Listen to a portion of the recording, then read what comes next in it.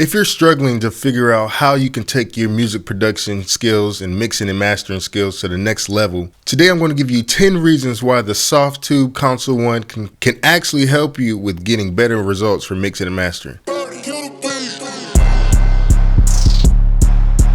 What's poppin', gang? Hopefully you guys are staying safe. I just want to show you a couple of reasons why you should be looking at this Console 1 here. I've been using it for mixing and mastering for a while now, and I got a lot of things to say about it and have a few ideas that'll help you with taking your music production needs to the next level with using this Console 1, and I've been really enjoying it. If you don't know what Console 1 is, basically a digital mixer where you can get that console sound just in a small digital form factor. And let me know in the comments if you want to see me do a whole video just mixing a whole song with this thing. And quick shout out to Zounds for sending this to me. They have a lot of great options on the websites. If you're thinking about getting a digital mixer or a real mixer or an analog mixer, then you can definitely go on their website and find that. Link in the description. I highly recommend checking out their website. And real quick, I'm just going to show you what comes in the box when you get this thing. Here's a quick little video just showing you, what comes in a box when you order this thing.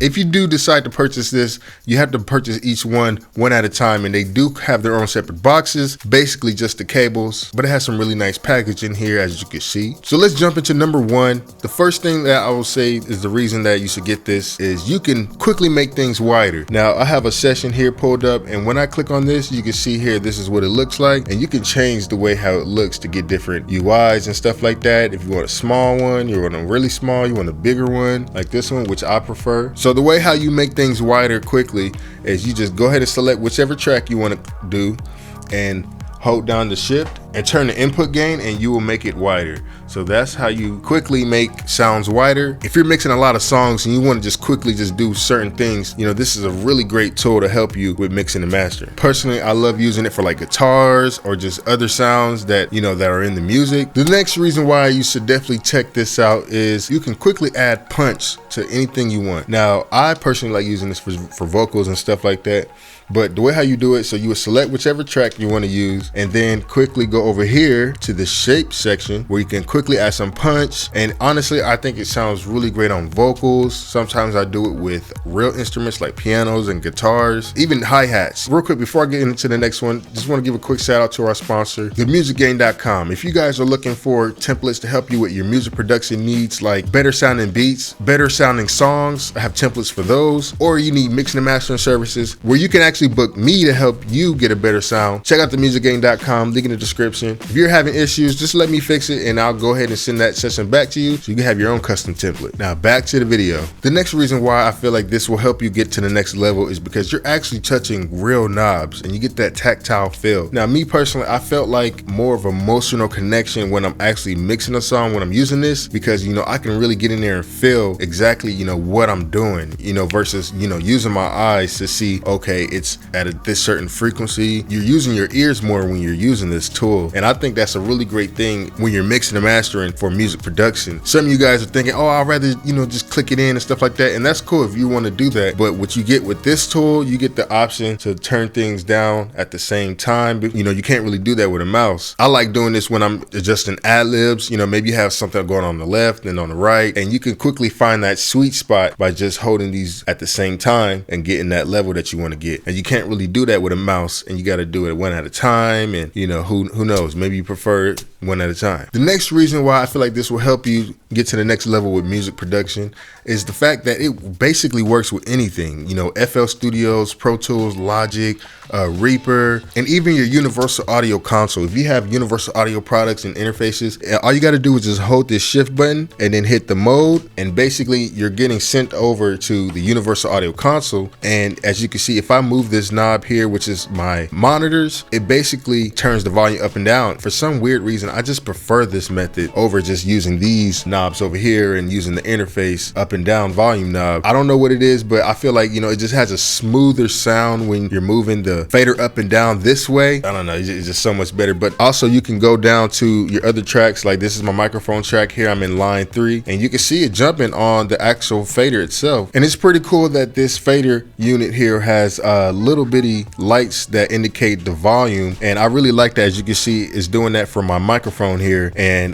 you know, I can mute it, unmute it. I have it muted for this recording here, so you know, we don't get double feedback. This is my second time doing this video because of that reason.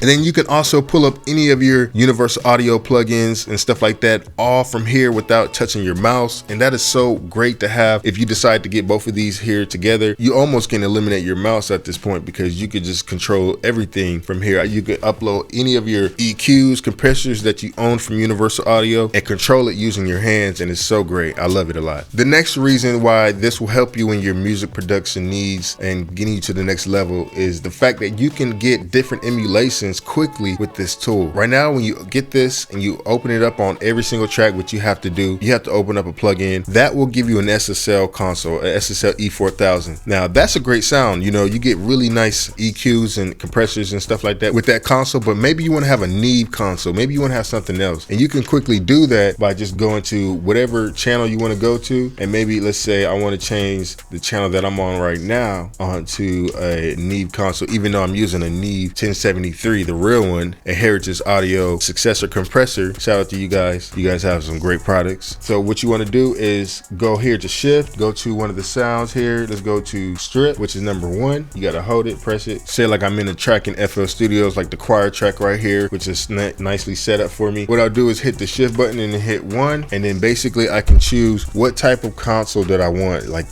do I want an SSL 4000? Do I want a 9000? Do I want a British console, which is basically a Neve sounding console, the American console, whatever console that is? I don't know, maybe Warm Audio, who knows? So you know, here I'm gonna select the Neve console right there, and then boom, now I have a Neve sounding console at the click of a tactile button, and it feels really nice. The next reason why this will take you to the next level in your music production needs is you can have the ability to save your presets and bring it over to different programs. I have a setup like on Auto-Tune for my Universal Audio console. I want to bring that over to Pro Tools and with the exact same settings. Now for some reason I can't save the preset in the console and then bring it over to Pro Tools, or maybe there's a better way. You let me know in the comments. What I've been doing is just, you know, manually plugging in the right settings that I had in the Universal Audio console when I'm recording and stuff like that. Or I could, you know, I could just record the Auto-Tune into Pro Tools, but I kind of like the way how it sounds when I don't do that. So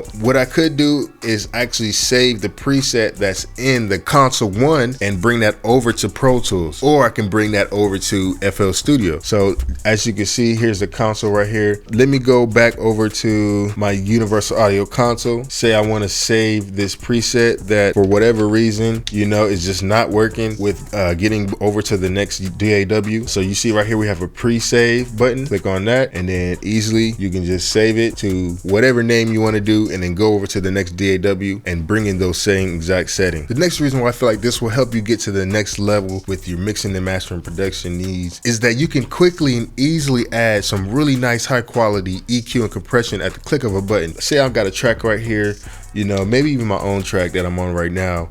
Let's go to track 3, and all of these buttons here, they have a touch sensitive thing to it. So as you can see, when I'm clicking on, I'm not even like, I'm just tapping on it, and it already knows what track that I'm selecting. So you can easily do that to figure out, okay, am I on the right track? Before you start making adjustments, you can do that, and then all right, so let me select that track, or let me select that track. What I'm gonna do is easily add some EQ. So here's my EQ right here. Go ahead and turn that on if I wanted to, which I can't because there's nothing set here. If I'm on a DAW like a FL Studio, it'll automatically upload the SSL console. So let's go ahead and add the EQ. The way you do that is shift and click on EQ, and now we just go ahead and select which EQ that we want to use, in which I will choose something that you own, which I don't own every single Universal Audio EQ. You know, hopefully Universal Audio will do a deal with me. I don't know, you know, maybe we'll work something out with Universal Audio. Hit your boy up.